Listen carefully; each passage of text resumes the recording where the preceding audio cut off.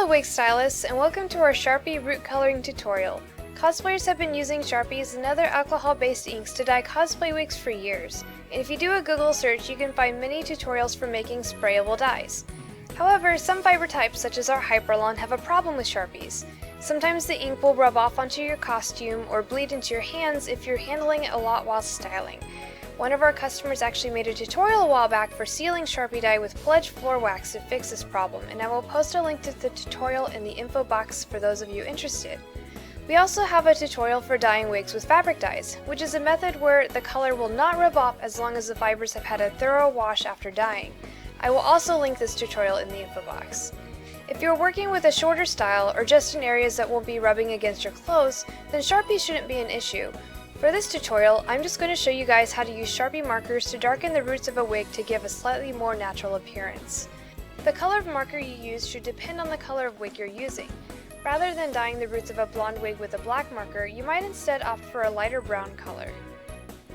I went to a Blick art store with a color sample and did some test markings using some Copic markers, which are alcohol-based like Sharpies. I'm just going for something very subtle, though you can also go darker or even get 2 or more colors for a larger gradient. Whether or not you do the roots of the entire wig is up to you, though since I will be parting the bangs, I plan to at least do the front.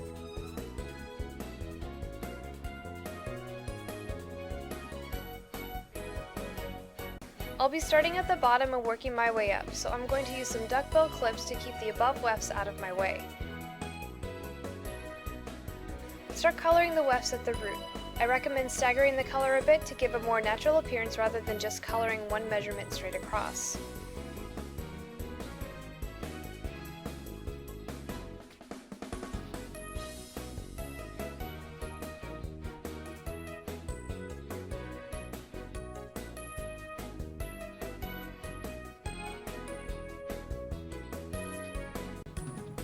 Take down the next row of wefts and do the same thing, and you'll want to repeat this process all the way up.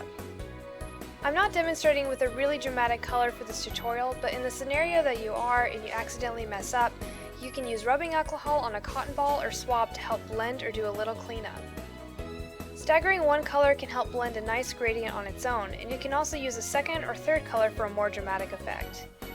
Alcohol-based markers are also great for coloring wigs with skin tops or lace fronts to match darker skin tones. I highly recommend checking out art supply stores for their larger selection of Sharpies and Copics.